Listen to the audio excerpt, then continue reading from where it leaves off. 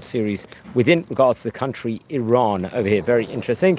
It's going to be a large part over here, so brace yourselves. We're just going to do a small introduction today. I haven't got that much time per se, but yeah, let's go for it over here. The history of Iran, it's huge. We're going to talk about really the early days. We're not going to go so much into it because we want to talk about more the last few hundred years in this series, but let's do an introduction. Now, the history of the Jews of Iran dates back obviously to late biblical times, let's say mid-first millennium BCE. The biblical, let's say the various Torah books in the Tanakh of Chronicles, Isaiah, Daniel, Ezra, and Nehemiah, they contain reference to the life and experiences of Jewish people in Persia. Now, for example, in the book of Ezra, the Persian kings are credited with permitting and enabling the Jews to return to Jerusalem and to rebuild the Beit HaMikdash, the temple. It's also a reconstruction was carried out according to the decree of Cyrus and Darius, and someone named Artaxerxes. He was a king of Persia, I think, as we very much learn about in the book of Ezra in chapter number 6, verse 14. This event in Jewish history took place in the late 16th century BCE, by which time there was a well-established and influential Jewish community in Persia. Now, Persian Jews have lived in the territories of today's Iran for over 2,700 years, since first Jewish diaspora, when the Assyrian king, I think someone named, his name was Shalmaneser V, conquered the northern kingdom of Israel. This was in 722 BCE, and took some of the Israelites to captivity at an area called Khuzestan. In 586 BC, the Neo-Babylonian Empire expelled large populations of Jews from Judea to the Babylonian captivity at that point in time. Jews would immigrate, I think, to ancient Persia, would mostly live in their own communities. For example, I think the Persian Jewish communities included the ancient and until mid-20th century still extant communities, not only of Iran, but also of Armenian, Georgian, Iraqi, Bukharian, and mountain Jewish communities over there. Some of the communities were isolated from other Jewish communities to the extent that their classification as Persian Jews is a matter of linguistic or geographical convenience rather than actual historical relationship with one another. Over here, so very interesting. Anyone tuning in live, welcome. We are exploring the Jewish community history of Iran over here. Jews will trace their heritage in Iran to the Babylonian captivity of the 6th century BCE and have retained their ethnic, linguistic, and religious identity. However, I think there was a Library of Congress country study on Iran states that over the centuries, the Jews of Iran became physically, culturally, and linguistically indistinguishable from the non-Jewish population. The overwhelming majority of Jews speak Persian as their mother language, and a tiny minority would actually speak Kurdish over here. Now, let's talk a bit about the Assyrian exile of the northern kingdom over here, friends. According to the Bible, the kingdom of Israel, or northern kingdom, was one of the successor states, the older, let's say, united monarchy, also called the kingdom of Israel, which I think came into existence in about 930 BCE after the northern tribes of Israel rejected King Shlomo's son Rehoboam as their king.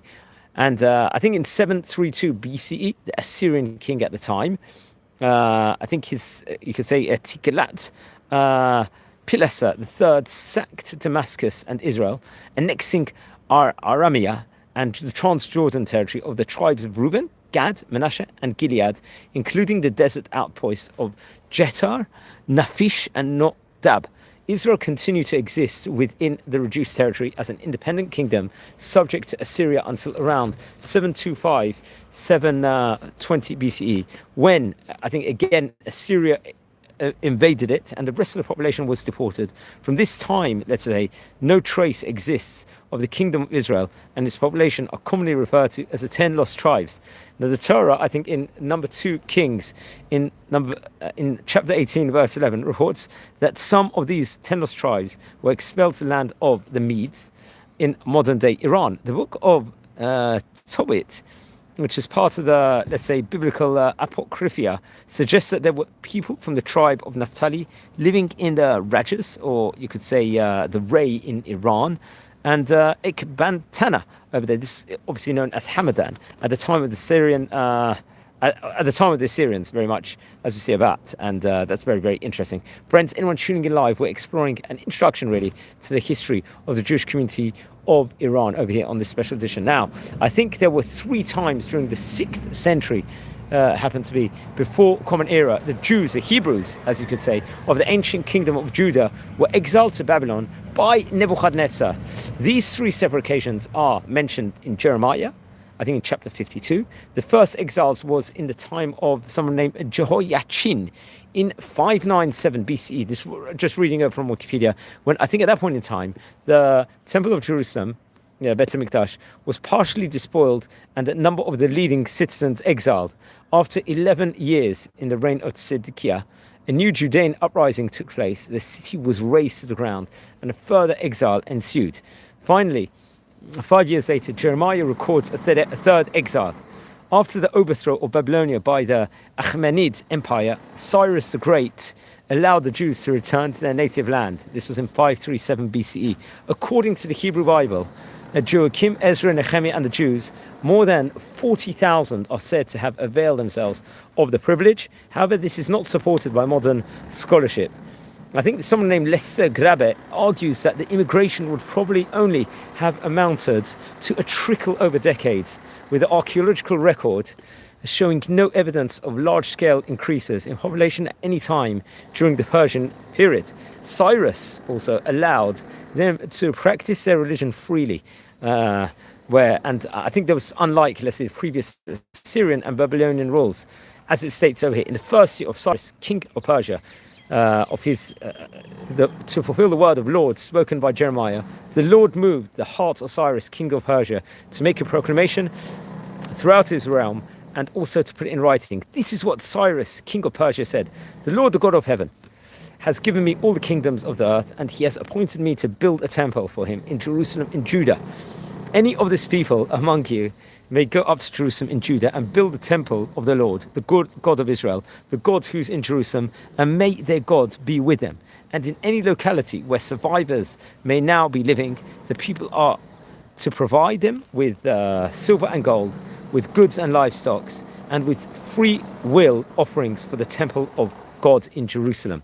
Over there. So it's interesting. Let's talk a bit about the Second Temple period over here. The Bible states that Cyrus ordered the building of the Second Temple in the same places as the first one, but died before it was completed. The historical nature of this had been challenged, I think.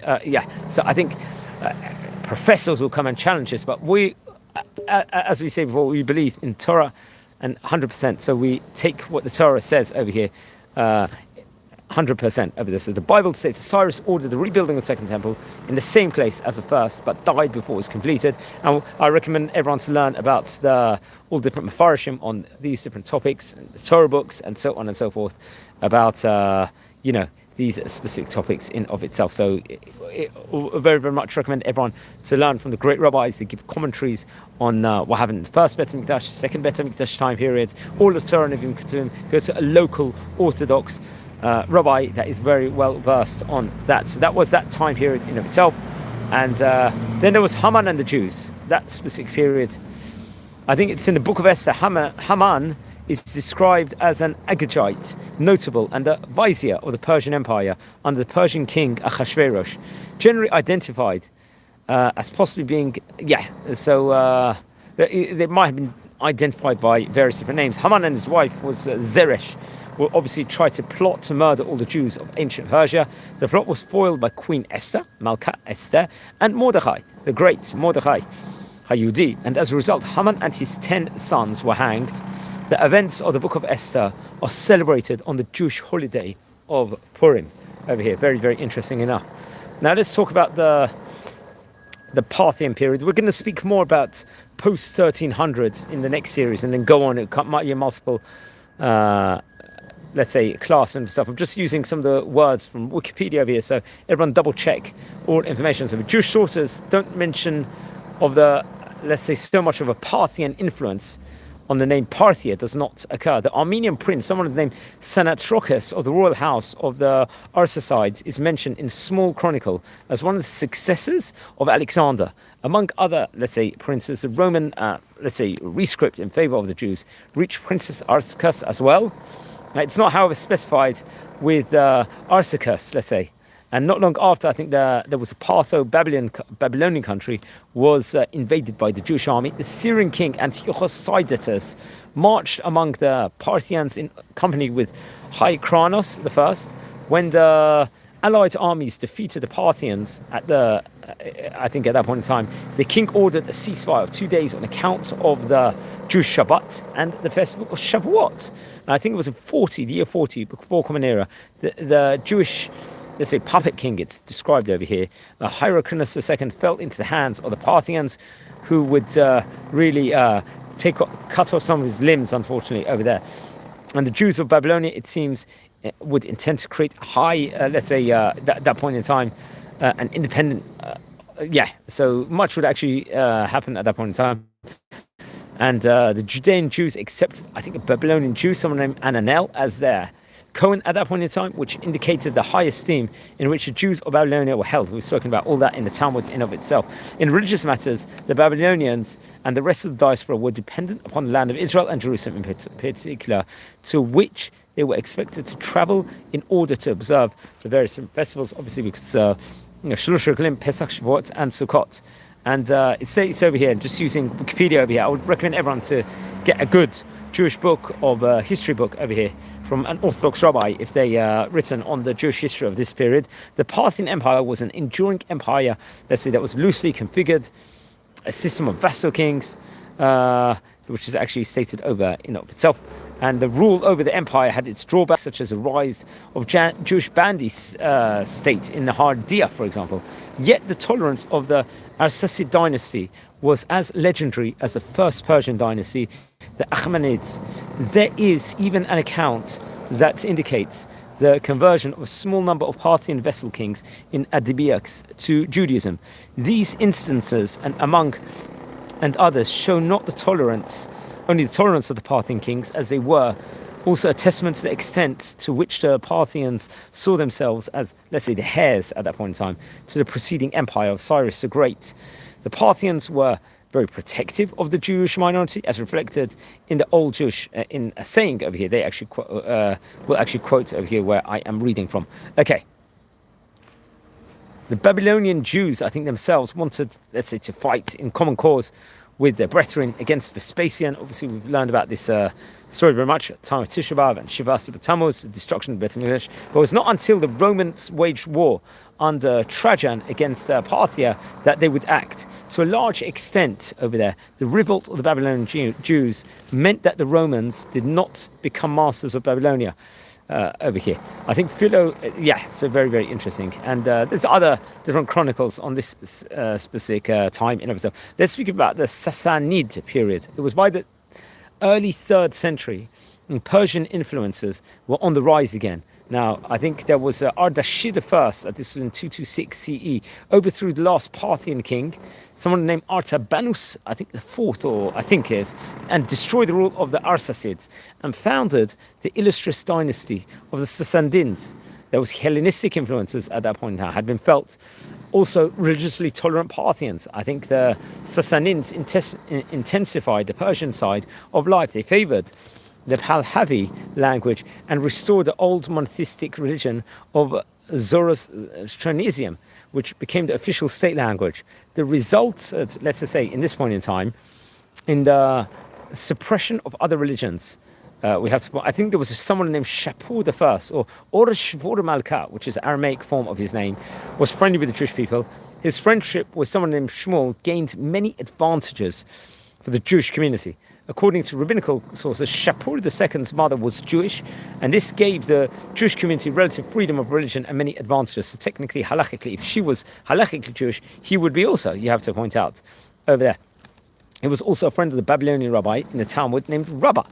And Rabbah's friendship with Shapur II enabled him to secure relaxation of the oppressive laws enacted against Jews in the Persian Empire. In addition, Rabbah sometimes referred to his top student Rava would refer to Abaya with the term Shvur Malka, meaning Shaput the king, because of his quick intellect in of itself. The wife of Yazdgerd I and the mother of someone named Bahram V was a Shush Andukt, who was the daughter of Huna B. Nathan Shushandikt, who would secure various benefits, I think, for the Jewish community and order construction of Jewish neighborhoods in Shushtar. I think Susa in Hamedian, in Isfahan. Some historians, let's just say, will also speak about this, interesting enough. But very, very interesting. Let's talk a bit about the early Islamic period over here. We're not going so much in detail on the very, very early period because I like to go more post 1500 in general. The early Islamic period was between 634 to 1255 over there. At the time, Islamic conquest of Persia, the Jews were heavily under the pressure of the Sassanid rulers. Several Jewish, let's say, religious fighters were executed, and the Jewish community was under pressure. Thus, many of the Jews welcomed Arab armies with open arms. One of the Jews of Isfahan was someone named Abu Na'im, who wrote that in the stories of the news of Isfahan, that Jews rushed to the gates of Isfahan to open the gates for the Arabs. He further wrote that many took musical instruments to a feast. These Jews believed that the time of the Moshiach at that point in time is coming, if I'm not mistaken. And this was something that was documented over. After the Islamic conquest of Persia, Jews, along with Christians, and were assigned, and other people were assigned the status of dhimmis, inferior subjects of Islamic Empire. Dhimmis were allowed to practice their religion, but were forced to pay taxes, various different taxes over there, in favor of the Arab Muslim conquerors, and as compensation for being excused from military service and payment of poor tax incumbent on Muslims. Dhimmis were also required to submit to a number of social and legal disabilities, if I'm not mistaken, and they were prohibited from bearing arms, riding horses, testifying in courts in cases involving a Muslim, and frequently required to wear clothes that clearly distinguish them from Muslims. Although some of these restrictions were sometimes relaxed, the overall condition of inequality remained in force until the Mongol invasion. I think the 10th century Persian historian Eskri will very much report over there. All of the land of Esfahan, he quotes, to Shustar, was settled by Jews in large numbers, that the whole area was called, I think over there, Yahudistan. Interesting, the land of the Jewish. Now I'm going to speak more about the Mongol rule in due course over here, friends. As friends, we are exploring, we just did an introduction within regards to Jewish community history within regards to Iran here on this special edition. And it's going to be many multiple parts. This is going to be, we're probably going to do 4 or 5 parts at least. I want to talk more about the rabbinic history, more the post 1400s. So that's going to be the plan over here. So that very much we are going to hopefully do in due course. Now, friends, we're a community over here. We are exploring at the moment the various different histories, let's just say, within regards to Jewish communities all over the world. We happen to be speaking today about Iran. It's not the first episode that we are doing within regards to this specific country. And the plan is to hopefully record about as many as 100 countries. That's the plan over there, over here. So please, everyone, if you haven't subscribed yet to the channel, please subscribe. We do loads of other content over here on this channel. We record videos, daily tidbits on the page of the Talmud, the Daf Yomi. That's something we have to very much point out, something that we're very proud and very excited about also. That's one of the things that we are doing.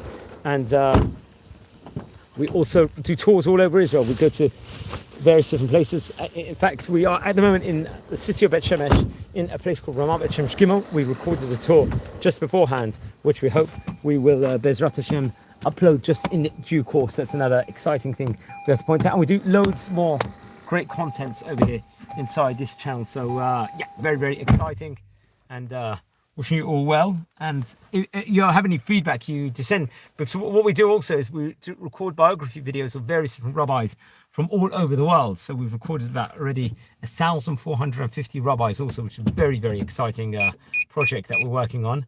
And if you look at the stories of the Tzaddikim section, it's inside the channel. It's rabbinic profiles, biographies. Let's just say you will see many biography videos, possibly about nearly about 1,430, if not even more. We try and record about other famous Jewish personalities and figures that really shape the Jewish world in all these countries. Also, we record also on current events, various different videos. On the weekly Torah portion, we have recorded many presentations. Also, I have to point out over here, I would like to go to different archaeological places all over Israel to explore, to feel this beautiful country of Israel.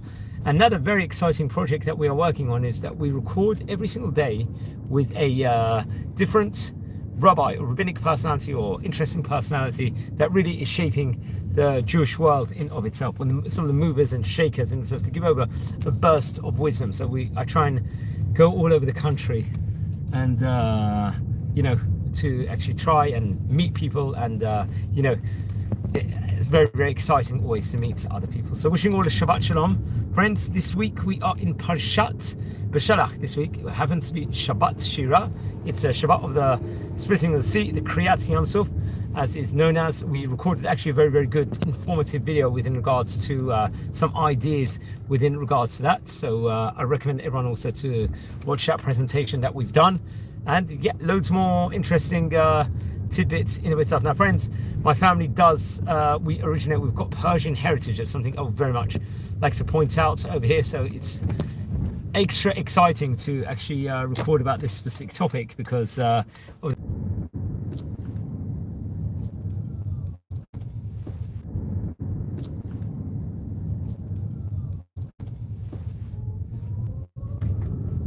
history over here of Iran, friends. I know a few words also in Farsi. I'm not going to say it now, but very exciting, and wishing all Shabbat Shalom. Take care and be well, and thanks for watching. Thank you.